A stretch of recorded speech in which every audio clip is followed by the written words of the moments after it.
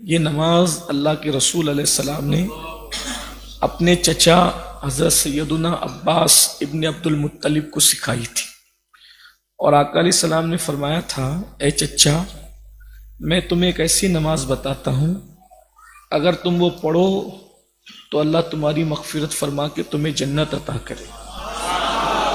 اس نماز کے پڑھنے والے کو اللہ انشاءاللہ جنت عطا کرے۔ یہ بہت اہم نماز ہے، نفل ہے لیکن اس کی برکت بہت ہے۔ یہاں ہمیں سمجھنے کی بھی ضرورت ہے، جب نفل کی یہ شان ہے تو فرض کی شان کیا ہوگی، ہے نا؟ تو فرمایا کہ چچا ایسی نماز میں تمہیں بتاؤں گا، سو پڑھو تو انشاءاللہ تمہاری مغفرت تو اللہ تمہیں جنت عطا فرمائے۔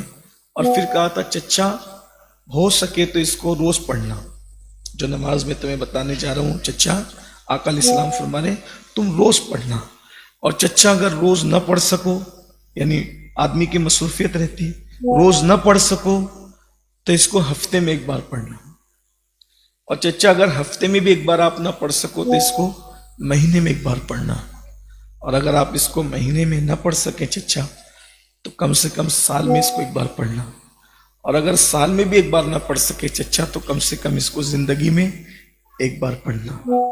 یہ وہ نماز ہے۔ اور الحمدللہ آپ لوگ جو تحریک سے سنی دعوت اسلامی سے جڑے ہیں، رابطے میں رہتے ہیں، تو آپ کو شب برات میں بھی پڑھنے مل جاتی ہے، اور رمضان شریف میں تو شب قدر میں 5 مرتبہ آخری عشرے میں جب اعتکاف ہوتا ہے، اجتماعی اعتکاف، تو ہر رات کو ہم نماز پڑھتے ہیں صلاۃ التسبیح، تو آپ کو مل جاتی ہے۔ اور پھر ایسے بھی آپ موقع ملے تو پڑھتے رہا کریں۔ اس کا طریقہ کیا ہے وہ سن لیں۔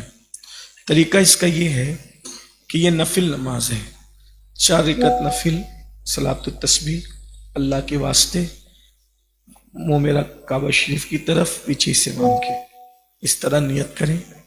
اگر نیت زبان سے نہ کر سکیں، لمبی چوڑی لگے، تو دل میں صرف یہ سوچیں، اپنے دل کی طرف متوجہ ہو کر کہ میں صلاۃ التسبیح پڑھ رہا ہوں اللہ کے لیے امام کے پیچھے، اس دل میں، دل کے ارادے کو ہی نیت کہتے ہیں۔ پھر اس کے بعد امام صاحب تکبیر تحریمہ کہیں گے، پہلی تکبیر تو ہم بھی کہیں گے، پھر ثنا پڑھیں گے، ہم سب ثنا پڑھیں گے۔ تو ثنا اور قرأت کے درمیان، یعنی ثنا کے بعد اور قرأت شروع ہونے سے پہلے ہم نے اس تسبیح کو 15 مرتبہ پڑھنا ہے۔ کون سی تسبیح؟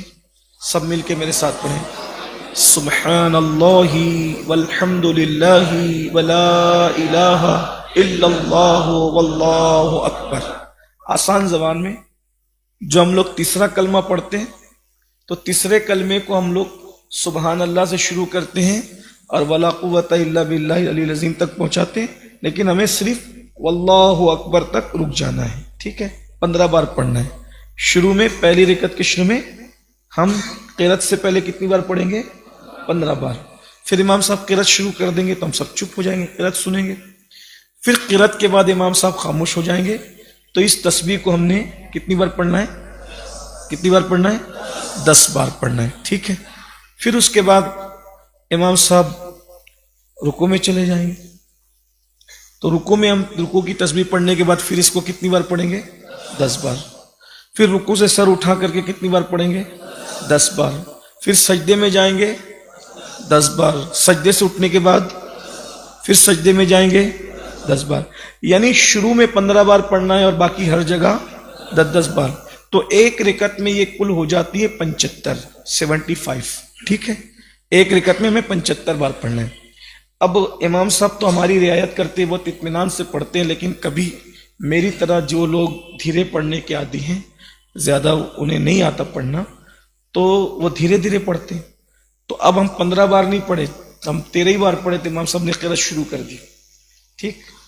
تو لوگ کیا کرتے ہیں، پھر وہ پڑھتے ہی رہتے ہیں، ایسا نہیں کرتے۔ اگر آپ 2 جلدی سے کر سکتے ہیں تو کر لیں، لیکن اگر قرأت شروع ہو گئی تو چپ ہو جائیں۔ تو یہ جو 13 پڑھے تھے، 2 ادھر کی بچی تھی، اب ادھر تھوڑا جلدی کر لیں، اور جلدی کر کے 10 کو 12 کر دیں، ایسے ہو سکتا ہے۔ بات سمجھ میں آئی؟ پھر اس کے بعد دوسری رکعت کے لیے ہم اٹھیں گے، تو پھر کیا کریں گے؟ پہلے تو ثنا پڑھی تھی پہلی رکعت میں، دوسری رکعت میں تو ثنا نہیں ہے، لیکن قرأت سے پہلے ہم نے 15 مرتبہ इस तस्बीह को पढ़ना है। कौन सी तस्बीह?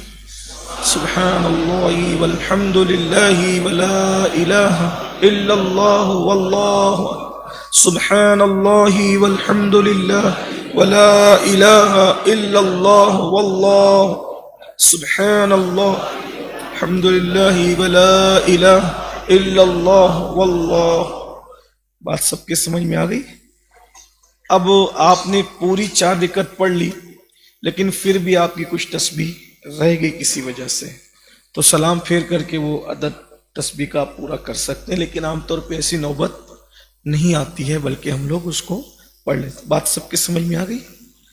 जो लोग अब वजू कर रहे हैं या खड़े हैं, तो अगर ऊपर टेरिस तक, तो जहाँ तक मुझे खबर मिले कि भर गया है, तो जहाँ जगह मिले अंदर बीच में घुसने की कोशिश न करें, क्योंकि मुझे इसका इल्म है कि कुछ लोग 10 बजे से, कुछ लोग 11 बजे से, कुछ लोग 12 बजे से आके बैठते हैं। मैंने अपने साथियों से खुद कहा, मुबल्लिगीन से कहा कि भाई आप लोग पीछे आकर के आप आगे ना घुसें, क्योंकि लोग बहुत घंटों पहले से बैठे हुए हैं। मुबल्लिगीन को भी इस साल मैंने मना कर दिया, और मैंने कहा कि भाई लोग बैठे हुए हैं, इसलिए किसी की हक तलफी नहीं होना चाहिए कि एक नफिल काम के लिए आप किसी मोमिन की हक तलफी करें, अच्छी बात नहीं है। तो मेरी गुजारिश ये है कि जो लोग पीछे आकर के आगे घुसते हैं, तो इधर खसकते उधर, बयान के वक्त आप सब आगे सिमट कर आ जाएंगे, बाहर भी जगह है, रुक जाओ भाई, कोई ना आए, लोग बहुत देर से बैठे हुए हैं ना, तो इसलिए इसका ख्याल करें। और वैसे भी हदीस पाक है, जब कोई बंदा सफ को चीर कर आता है, हदीस पाक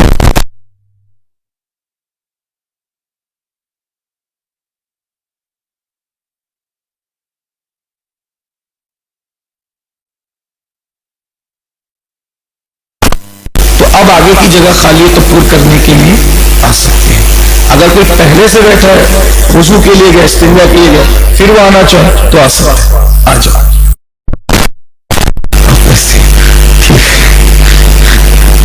ये सब नौजवान अल्लाह इन्हें सलामत रखे, हमारे शहर का मुस्तकबिल खुशाइंदा इंशाअल्लाह।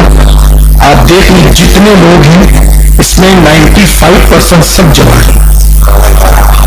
जिस कौम के जवानों में दीन का जज्बा बेदार होगा इंशाअल्लाह, उस कौम का मुस्तकबिल आबाद है। तो अब आप लोग सफेद